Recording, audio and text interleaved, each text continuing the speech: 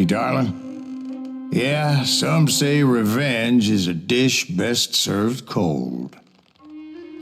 So whatever happened to that Bob guy you were after? Personally, I'd like to hear some of your other adventures. Like, I don't know, did you ever go toe-to-toe with a red man?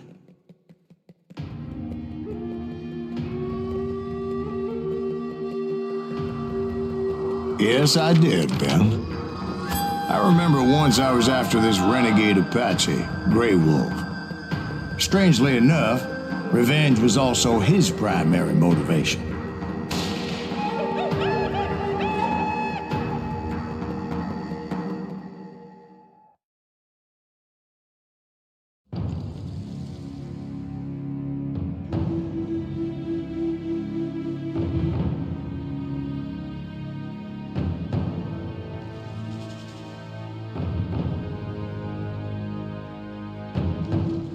A bounty was put on Grey Wolf's head, and that's how I came to hunt him in the mountains. Mountains so high they tickled the nether regions of heaven.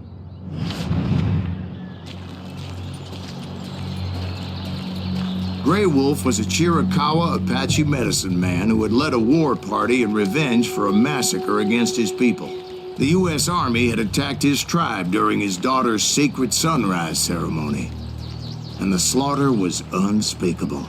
I understood his anger, as there's nothing more traumatic than seeing those you love die in a cruel and painful death. Right from the beginning, I couldn't shake the feeling that Grey Wolf was watching my every move. He led a band of young Apache warriors who wanted retribution and were more than willing to die for him.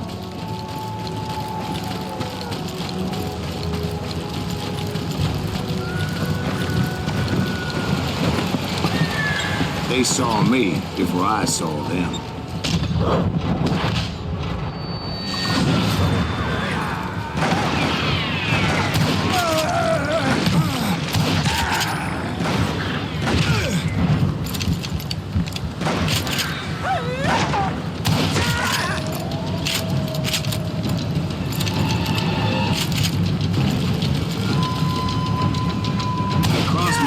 That maybe this wasn't such a good idea, but now that the shooting had started, there was no backing down.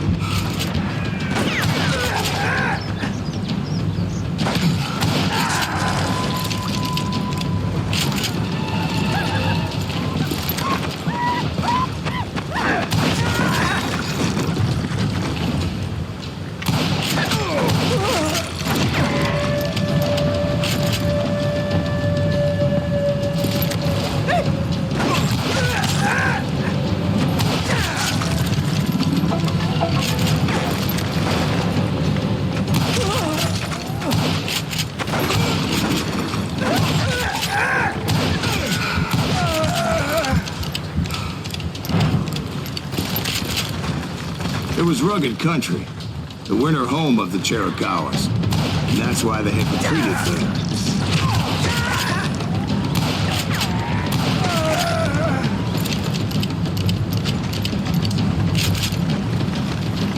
I admit to having some regrets about going after them the way I did. But then again, I got a lot of those.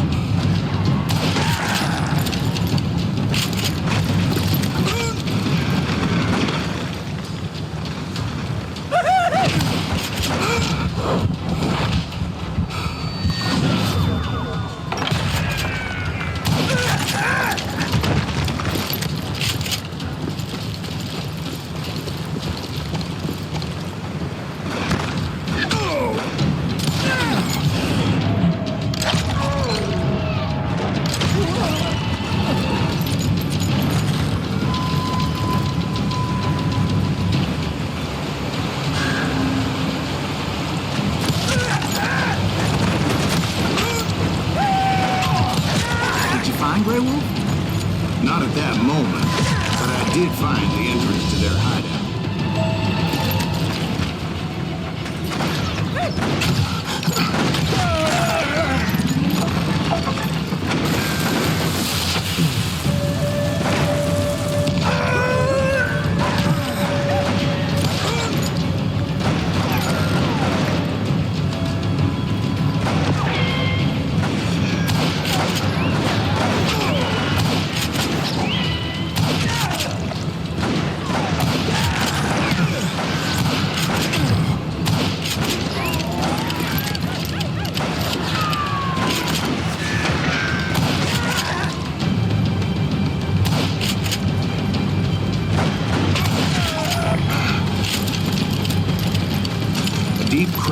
led to a deeper cave. Don't tell me you went in there. Yeah, but it's not out of bravery so much as pure, angry cussedness.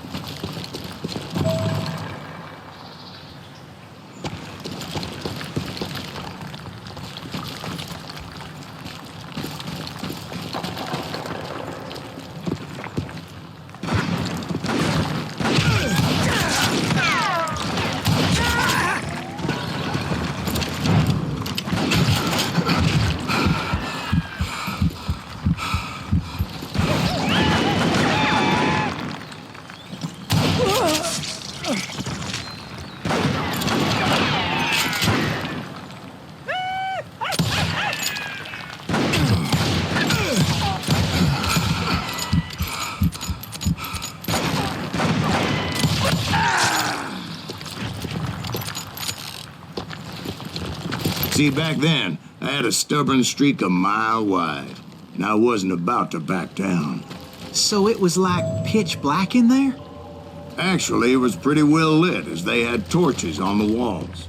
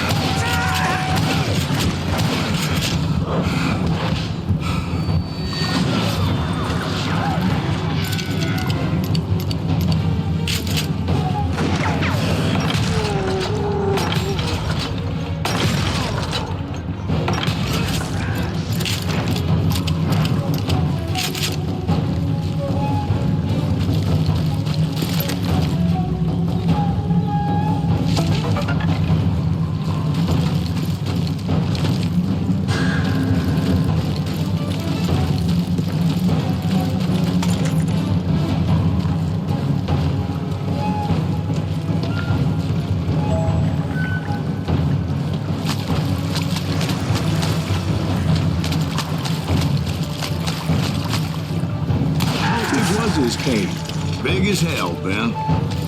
Chiricahua had hid out there during the Indian Wars.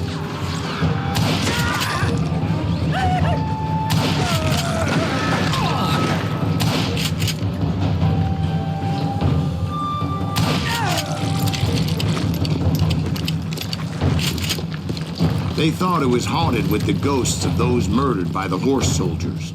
The cave was haunted with dead Indian ghosts? To be honest, I was more concerned with the live ones than the dead ones.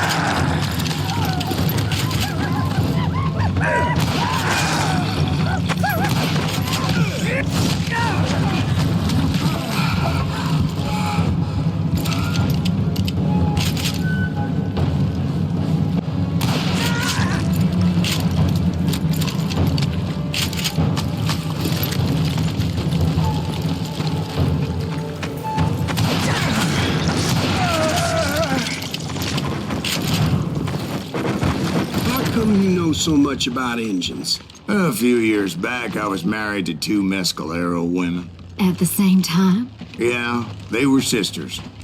Polygyny is traditional among the Mescalero. So what happened? Oh, I had to get out of there. Those girls never shut up. Both of them nagging at me all the time. Drove me half crazy. Haven't seen them since. I came upon this flooded grotto, and that's when I saw him. He came to me unarmed and unafraid. His voice echoed in the shadows, and I sensed he meant me no harm. You carry great darkness in your heart, and if you do not release it, it will claim your soul. The sound of his voice put some kind of ancient Indian spell on me. As his story unfolded in my mind, You will come to this place again and kill many more men, and the darkness will grow until it consumes everything that you are. The soul would have no rainbow if the eye had no tears. He said I was a great warrior, a coyote, unequaled by any other pale-faced warrior, or something. The snakes will bite shadows of your past until a venom poisons your heart, and an echo of the song of the dead summons the spirits deep from within the mountains. I didn't quite get what he was saying, but there was definitely snakes. And indeed, his warriors surrounded me and attacked me like hungry wolverines. They couldn't stop me, though, and Grey Wolf wasn't in the mood for idle talk.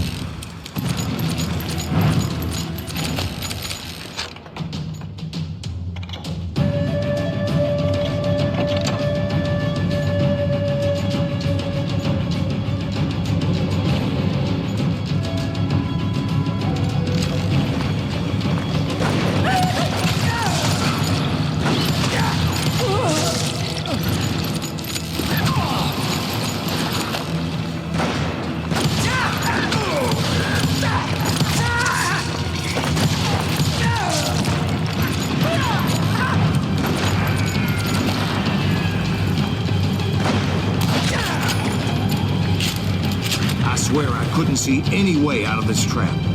But suddenly, one just appeared, kind of like a miracle.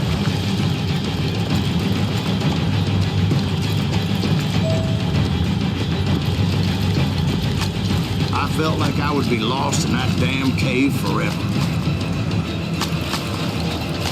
Finally, I found myself back outside, perched on the edge of a precipice, overlooking a thundering whitewater river. To get where I was going required several leaps of faith, but no way in hell I was turning back. I chased after him, determined to make him explain the meaning of all that mumbo-jumbo. Mumbo-jumbo is right. Are you making this all up as you go?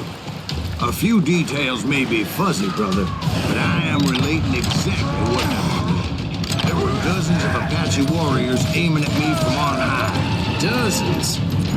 Well, maybe not dozens, but there was a lot of them. At least 3 or 4. Well, more than that, little lady.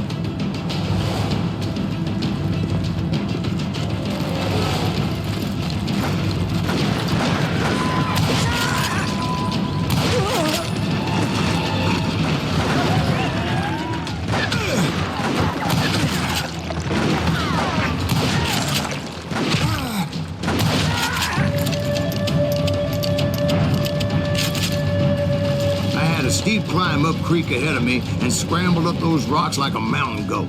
I was determined to locate Grey Wolf and find out exactly what the hell he was trying to tell me. And wouldn't you know it, that crafty son of a bitch led me right into a trap. What kind of trap? Well, son, there had to be at least 100 Apaches surrounding me. 100? God be my witness. Oh, come on. Who are you kidding? Hey, I believe you. Come on, tell us how it ended. All right, but I'm not gonna drag this out. Where were we?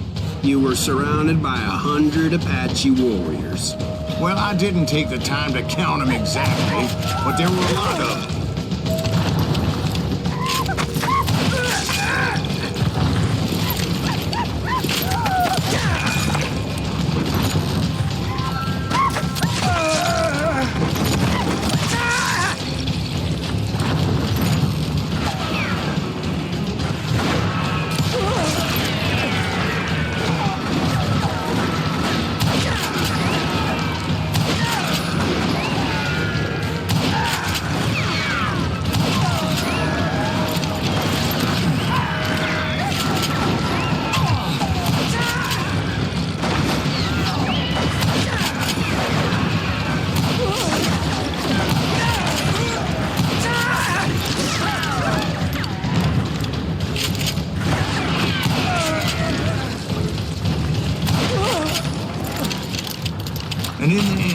path appeared before me that I had not seen before.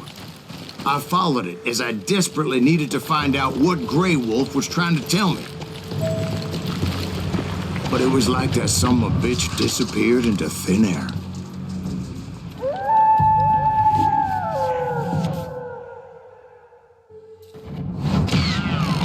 Never did find him. And never did collect my goddamn bounty.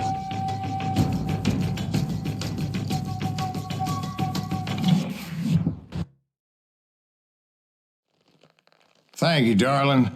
It's interesting how the truth can sometimes seem might malleable, depending upon your point of view.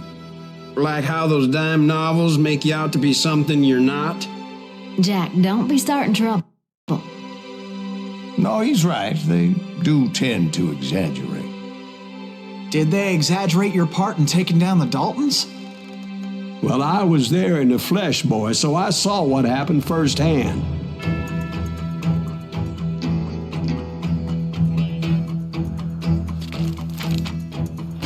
Those Daltons were lawmen once, before they all went bad, robbing banks and trains clear across the territory. Until Coffeeville, of course. I was one of the citizens who took up arms that day. Fighting on the side of the riot? I did my best, sir. We all did.